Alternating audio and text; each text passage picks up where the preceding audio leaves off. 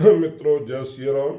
मैं पंडित रमेश चंद पटेरिया, इंजीनियर एवं एस्ट्रोलॉजर, आपका अपनी ग्रह चाल यूट्यूब चैनल पर हार्दिक स्वागत और अभिनंदन करता हूं। मित्रों, आज हम एक बहुत ही इंटरेस्टिंग विषय वस्तु पर बात करने जा रहे हैं, जिसका शीर्षक है आपका भाग्य भाव का स्वामी आपकी कुंडली में कहाँ बैठा हुआ है और क्या प्रभाव आपके जीवन में दे रहा है।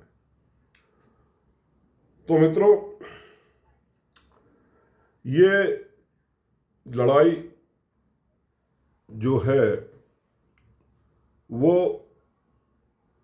हमेशा चलती आई है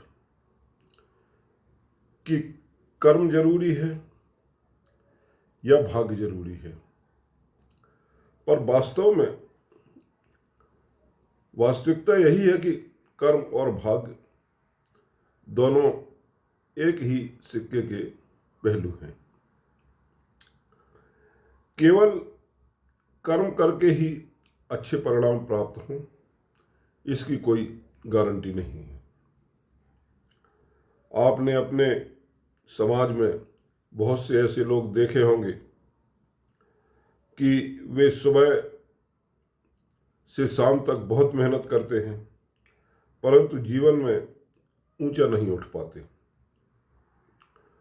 और वहीं जो है ये भी देखा गया है कि वो अपने परिवार का लालन पोषण भी करने में बड़ी मुश्किलें आती हैं। दूसरी ओर ऐसे लोग भी हैं जो मेहनती तो इतने ज़्यादा नहीं हैं, परंतु आप देख सकते हैं कि उनके पास किसी भी चीज़ की कमी नहीं है, चाहे रुपया हो, पैसा हो या सुख साधन हो। यानी आप पूरा जीवन ऐसे लोग ऐसो आराम में बिताते हैं और ये तो फिर मन करता है कि कर्म अकेला क्या करेगा, भाग्य भी तो जरूरी है। मित्रों, कहने का मतलब यह है कि इस कर्म और भाग्य की लड़ाई में पड़ने की आवश्यकता नहीं है। कुल मिलाकर कर्म बहुत जरूरी है, पर आप के लिए भाग्य भी उतना ही जरूरी है जीवन में। अगर भाग्य जो है साथ देता है तो आप जो भी कर्म करते हैं, नौकरी करते हों या व्यापार करते हों, उसमें आपको संतुष्टि जरूर मिलेगी, तरक्की प्राप्त होगी और इंसान को जो है वो इंसान की जो भी ख्वाहिशें हैं वो जो है उसकी इंसान की ख्वाहिश तो कोई पूरा नहीं कर पाया, क्योंकि जितना भी मिले तो भी वो कहता है कि मुझे कम मिल रहा है। इसलिए जब भाग्य साथ देता है तो कम मेहनत में भी जो है आपको सफलता ज़्यादा मिल जाती है। अक्सर आपने देखा होगा कि जब कोई भी व्यक्ति ज्योतिषी के पास जाता है और अपनी कुंडली दिखाता है तो यही कहता है प्रमुखता से कि मैं जो है अपनी कुंडली इसलिए दिखाने आया हूँ ताकि ये पता चल सके कि जो है क्या नाम मेरा भाग्य कैसा है। जी हाँ, ये जो भाग्य है ये हमारी जन्म कुंडली में देखने के लिए कुंडली के 9वें घर से देखा जाता है। तो मित्रों, आज हम इस वीडियो से भाग्य भाव की ही बात करेंगे, यानी कि 9 भाव के बारे में कुंडली के 9 भाव के बारे में बात करेंगे। ये जैसे जन्म कुंडली होती है, इसमें ये लग्न होती है, पहला भाव, इसमें नंबर कोई भी पड़े हो सकते हैं, राशियों के नंबर हैं। तो यहाँ से गिनेंगे 1 2 3 4 5 6 7 8 9।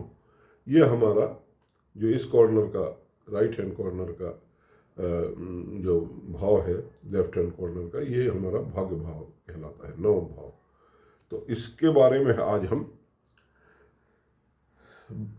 विस्तार से चर्चा करेंगे। तो 9 भाव जो आपके भाग्य को दर्शाता है, तो भाग्य जो है जब साथ देगा, कब देगा साथ और कब तक साथ देगा, इसका किसी को पता नहीं है। सभी चीजें भाग्य से, यानी कि कुंडली के 9 भाव से ही पता चलती हैं।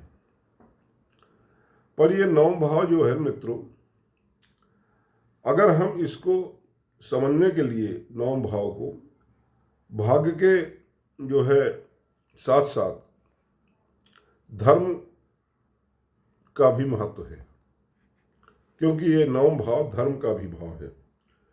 इसलिए ये धर्म मतलब जो है, ये कुंडली में धर्म त्रिकोण के अंतर्गत आता है। धर्म त्रिकोण कुंडली में क्या है कि पहला भाव, पंचम भाव और 9वां भाव, ये धर्म त्रिकोण के भाव हैं। ये जैसे ये त्रिकोण एक बनता है इस तरह से, ये आप देख सकते हैं। तो ये धर्म त्रिकोण के अंतर्गत आता है। और धर्म त्रिकोण क्या होता है? कुंडली का मैंने अभी बताया कि पहला भाव, 5वां भाव और 9वां भाव, ये तीनों भाव मिलकर त्रिकोण बनाते हैं। इसी को धर्म त्रिकोण कहते हैं। तो 9वें भाव जो है वो आपके भाग्य को दिखाता है, 9वां भाव। दूसरी तरफ पिता का स्टेटस आपके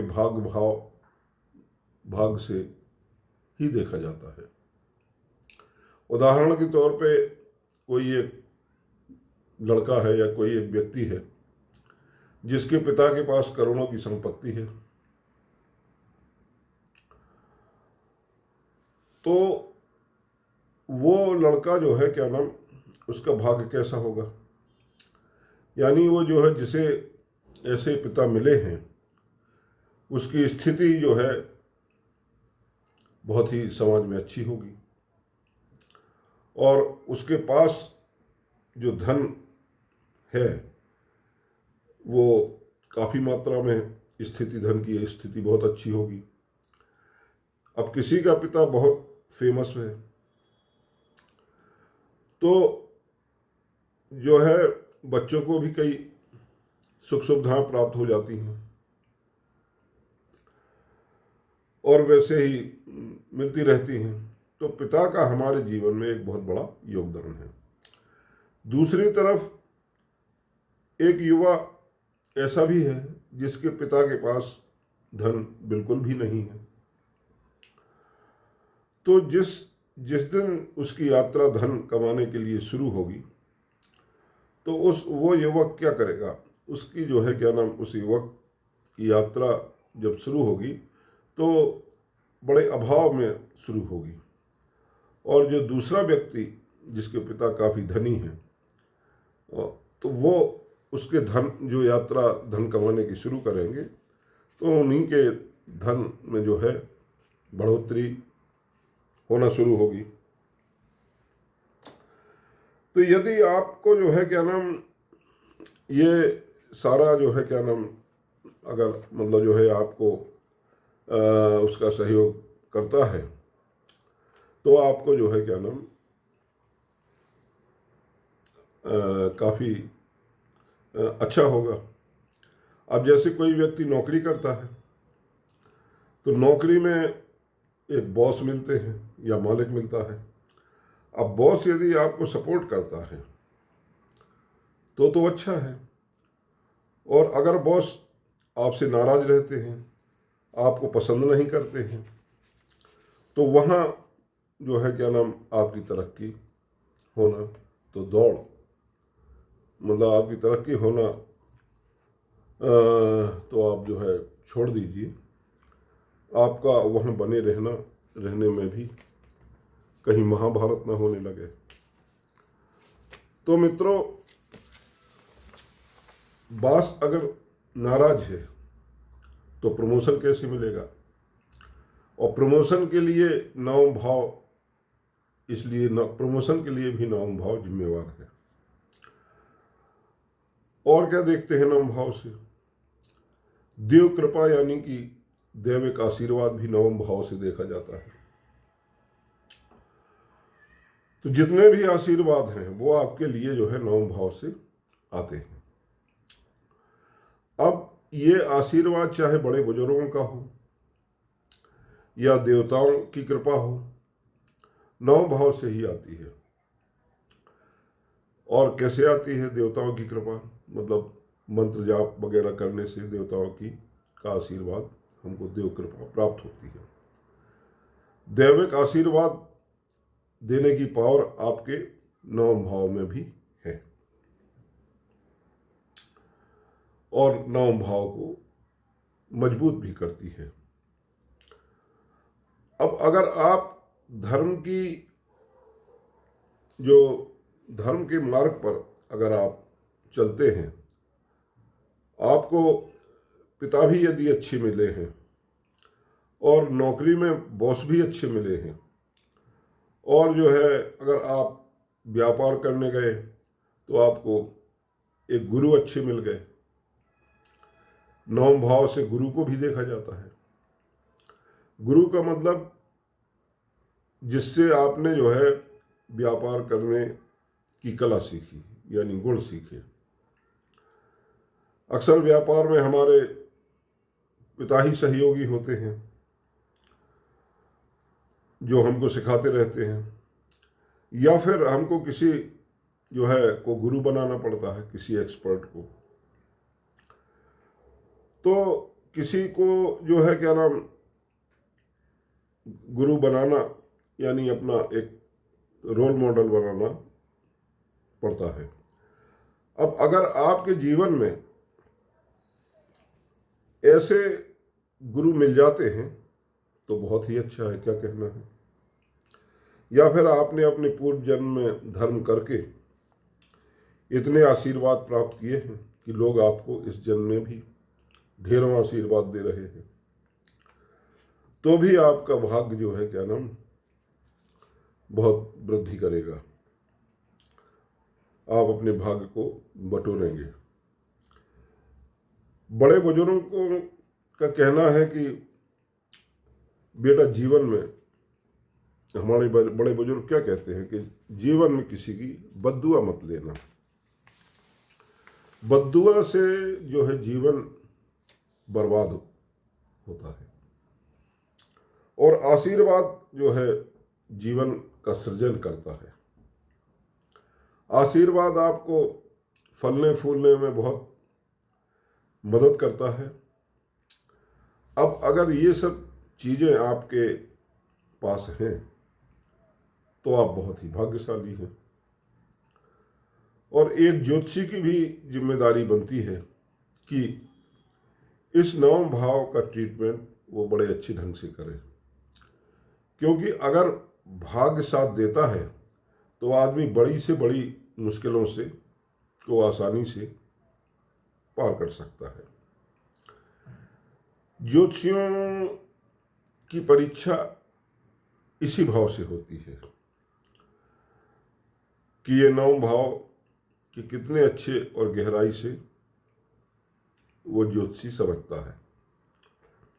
ज्योतिषी के पास जो लोग जाते हैं मित्रों, अपनी तमाम समस्याएं बताएंगे, पर भाग्य के बारे में कोई बात नहीं करेगा। कोई कहेगा कि मेरी बच्ची की शादी नहीं हो रही या मेरी शादी नहीं हो रही है। कोई कहेगा नौकरी को लेकर परेशान होगा। कोई जो है व्यापार में परेशान होगा। तो आपके जीवन में यदि कोई गुरु नहीं है तो किसी को गुरु आप जरूर बना लें।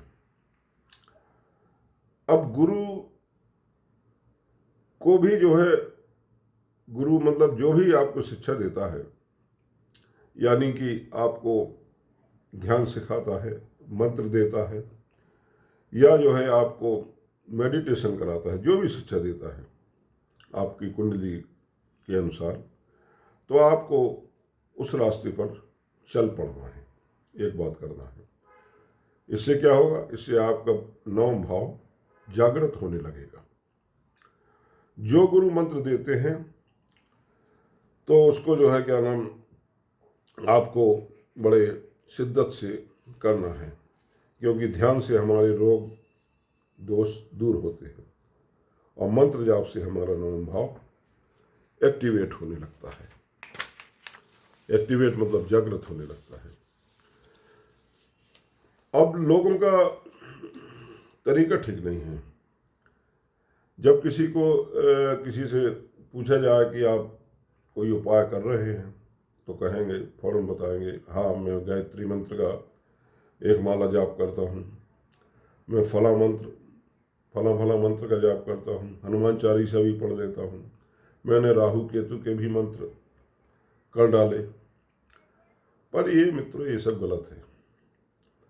मंत्र जाप से ऊर्जा प्राप्त होती है, जिससे हमें कर्म करने में शक्ति मिलती है। परंतु आपको बहुत सारे देवताओं के मंत्र जाप नहीं करने चाहिए। आपको बहुत सारी ऊर्जा इकट्ठी नहीं करना है। आपको एक समय में एक ही ऊर्जा की तरफ जाना चाहिए। मंत्र जप से हमें शक्ति मिलती है, परंतु सही उच्चारण के साथ, सही समय में, सही दिशा में, विधि विधान से मंत्र जाप करने से फलदायी होता है और ये आपके नौम भाव को एक्टिवेट करने लगता है। दूसरा, आपके पिता, आपके दादा जो आपके घर में ही बैठे हैं, तो उनके पास आप बैठिए, उनका सम्मान करिए। उनके पास जो जीवन भर का 50 साल का अनुभव है, उसको आप ध्यान से सुनिए। तो जो आप गलती करने जा रहे हैं उससे आप बच जाएंगे। उनका अनुभव आपको गलतियां करने से बचा लेगा। तीसरी बात मित्रों क्या है? तीसरी बात वो है कि आशीर्वाद, हर व्यक्ति से आशीर्वाद लेने का प्रयास करें, उसकी बद्दुआ न लें। ये बात ध्यान रखें। ये काम आपको घर ही बैठे बैठे आपका हो जाएगा, कहीं आपको और भटकने की जरूरत नहीं है। आपके भाग्य में वृद्धि होने लगेगी। मित्रों, अब जो है बात करते हैं कि अगर नवम भाव का स्वामी यानी नवमेश अगर आपके लग्न भाव में बैठा हो, एक उदाहरण कुंडली है, ये मेष लग्न की कुंडली है, तो नवम भाव में 9 नंबर राशि लिखी हुई है। ये 9 नंबर राशि के जो स्वामी होते हैं वो देवगुरु बृहस्पति होते हैं। तो अब ये अगर आपके लग्न भाव यानी 1 नंबर पहले भाव में बैठते हैं, प्रथम भाव में अगर बैठते हैं, तो क्या होगा? तो अगर नवमेश पहले भाव में बैठता है तो वो जिम्मेदारी का एहसास कराता है। यानी कि जो है क्या नाम, आप जीवन में आगे बढ़ते हैं इससे, और आप भाग्यशाली, आपके भाग्यशाली होने की ये निशानी है। जिसके पास जो है क्या नाम, आपके पास ईश्वर का भी आशीर्वाद प्राप्त है। तो नवमेश के लग्न में बैठने से व्यक्ति बुद्धिमान भी होगा, मूर्ख तो होगा नहीं, क्योंकि धर्म भाव के जो ग्रह स्वामी है वो आपके लग्न में बैठ गए। लग्न आपका शरीर है, आपका व्यक्तित्व है, आप ही है।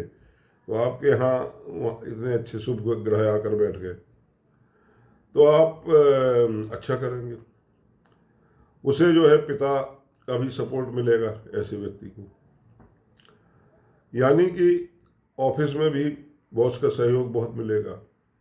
तो 9 भाव की चाबी जो है आशीर्वाद है। अब यदि नौमेश यानी 9 भाव के स्वामी द्वितीय भाव में बैठते हैं, ये द्वितीय भाव कहलाता है।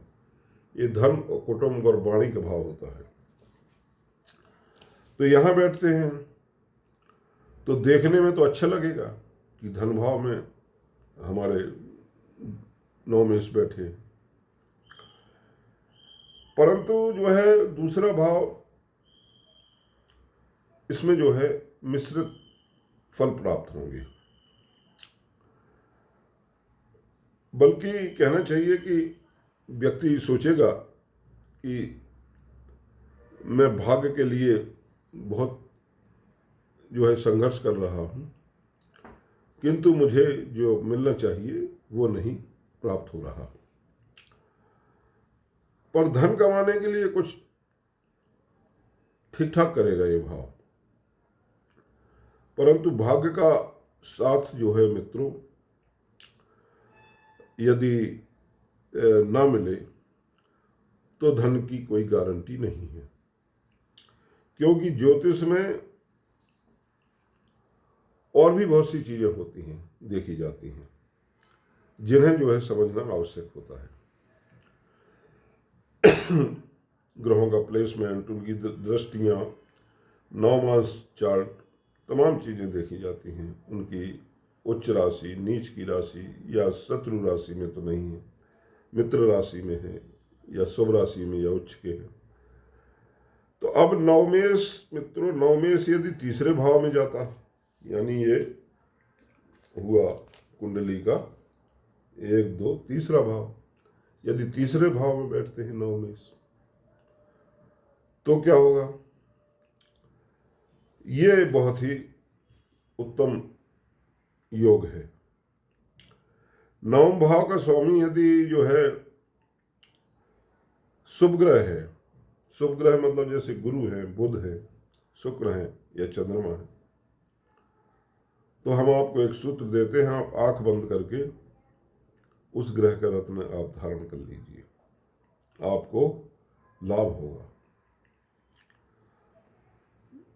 अब मित्र 9वें भाव का स्वामी यदि जो है पंच मतलब चतुर्थ भाव में हो, चौथे भाव में बैठ जाए तो ये भी अच्छा है, क्योंकि जो है 9वें भाव मतलब ये आपका सुख भाव है, तो यहाँ थोड़ा संघर्ष जरूर कराएगा, परंतु बाद में फल अच्छे देगा।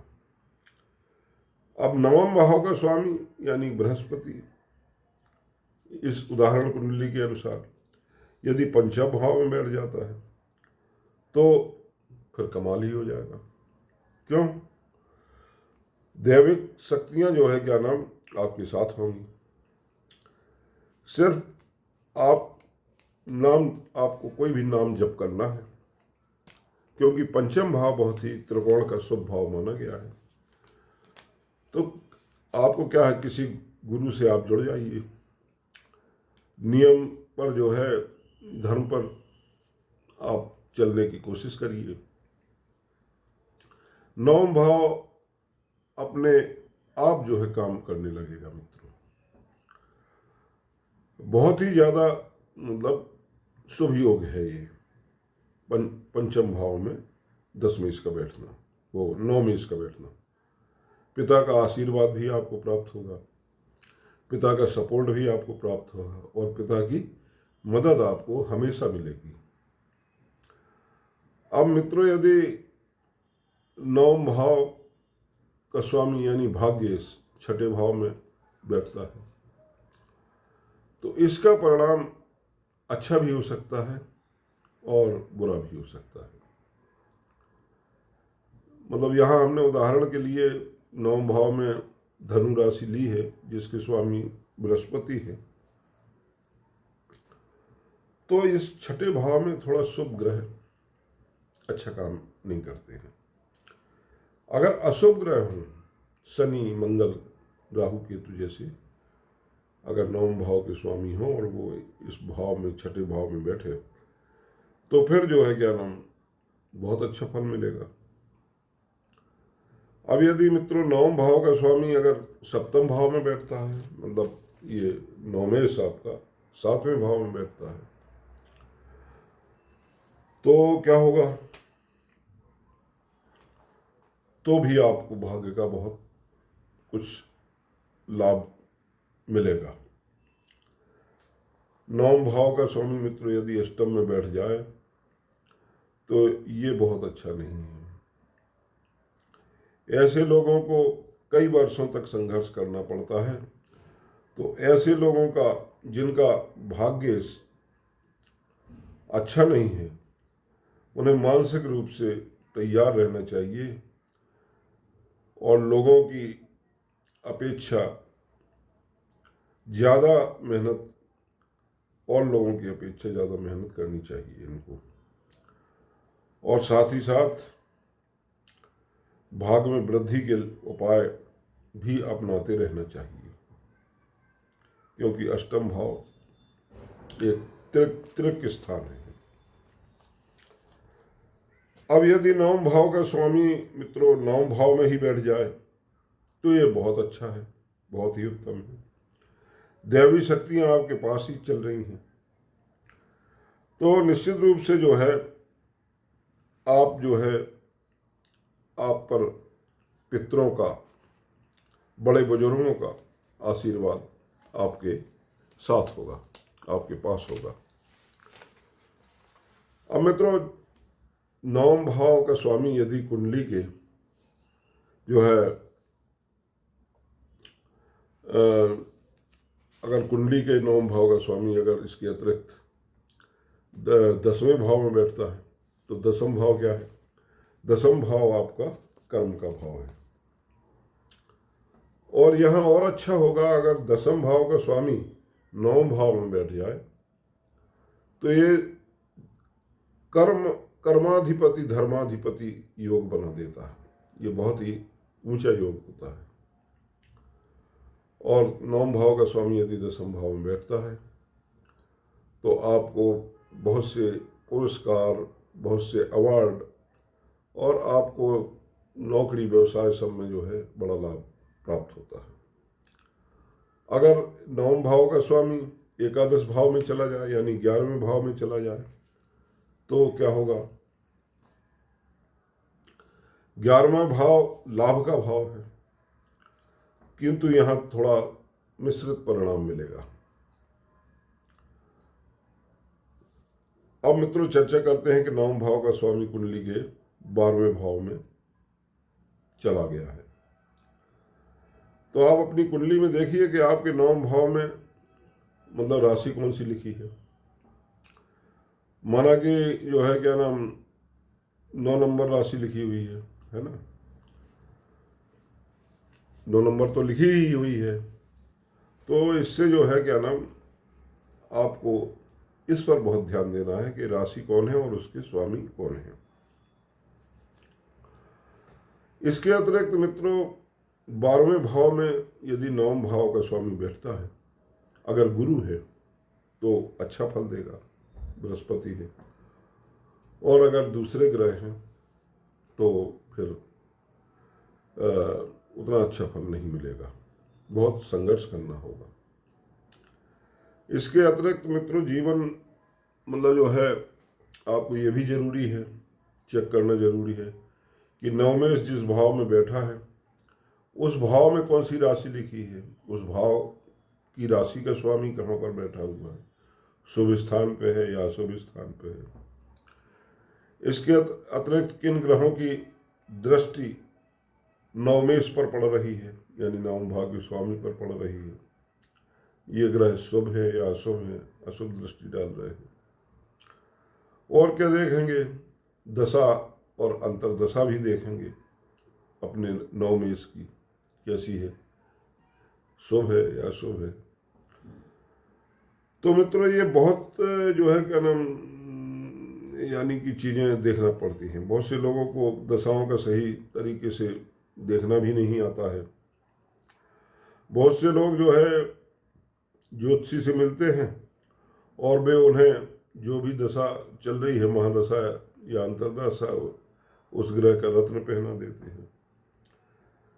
तो ये भी गलत है। यदि नवमेश जो है कि दशा अच्छी नहीं है तो भी इतने अच्छे परिणाम नहीं मिलेंगे, क्योंकि रत्न पहना दिया उसका और उसका प्लेसमेंट कुंडली में बुरे भाव में है या उसकी दूसरी राशि बुरे भाव में फंसी हुई है, तो बुरा भाव भी एक्टिव होने लगेगा रत्न पहनने से। तो इन बातों का भी बहुत ध्यान रखना पड़ता है मित्रों। सारी कुल मिला के ये भी है, दूसरा और भी एक पॉइंट है कि आपको नवमांश कुंडली में भी अपने नवम भाव को जरूर देखना चाहिए, क्योंकि नवमांश कुंडली आपका आपकी आंतरिक स्थिति के बारे में बताता है। यानी कि जन्म कुंडली के एक भाव के 9 भाग होते हैं, तो वहाँ ग्रह की सही स्थिति मालूम चलती है।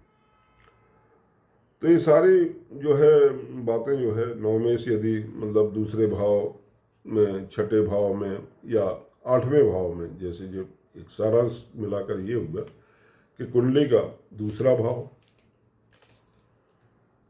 छठा भाव और कौन सा, और इसके अलावा 8वां भाव, ये भाव जो है, इन भाव में यदि नवमेश है तो इतना अच्छा फल जो है प्राप्त नहीं होगा। 12वें भाव में तो थोड़ा अच्छा फल मिल सकता है, छठे भाव में भी यदि यदि यदि मतलब जो है नवमेश कोई शनि है या मंगल है तो अच्छा फल दे सकते हैं। तो मित्रों ये चीज़ें देखना जरूरी है। अब यहाँ गलती क्या हो रही है कि जो है नवम भाव चाहता है, जो चाहता है वो हम नहीं करते, है ना। हम में धैर्य का अभाव है, हम धर्म भी उतना नहीं कर पाते हैं। तो हमको करना क्या चाहिए मित्रों? बहुत से लोग धर्म के नाम पर धार्मिक स्थानों पर जाएंगे तो उसको पिकनिक वहाँ मनाने लगेंगे, तो ऐसा नहीं करना चाहिए। उसको दूषित करने लगते हैं धार्मिक स्थानों को। तो जो है वहाँ पर जो है हमको ये चीज़ें नहीं करना चाहिए। मतलब आपके पूर्वजों ने भी जो है क्या नाम बहुत वहाँ पुण्य और तपस्या की हैं, तब वो स्थान जो है क्या नाम जगह है। तो आपका नवमेश जो है वहाँ पर ऐसा आप यदि कर्म करते हैं उल्टे सीधे, तो ठीक नहीं होगा। आपको मंदिर में या धार्मिक स्थान में जाकर के वहाँ कुछ सेवा करना चाहिए। और इसके अलावा आपको जो है नवमेश को लग्न के अलावा जो है लग्न कुंडली के अलावा मैंने बता ही दिया कि आपको नवमांश कुंडली में भी चेक करना है। अब जितने भी हमारे तीर्थ स्थल हैं, ये पिकनिक मनाने की जगह नहीं होनी चाहिए। मतलब ये हनीमून मनाने की जगह नहीं होनी चाहिए।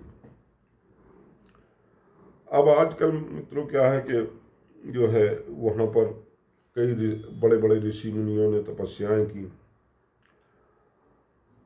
और उनका अंश वहाँ पर मौजूद है। वो तरंगें आपको प्राप्त होती हैं वहाँ जाकर के।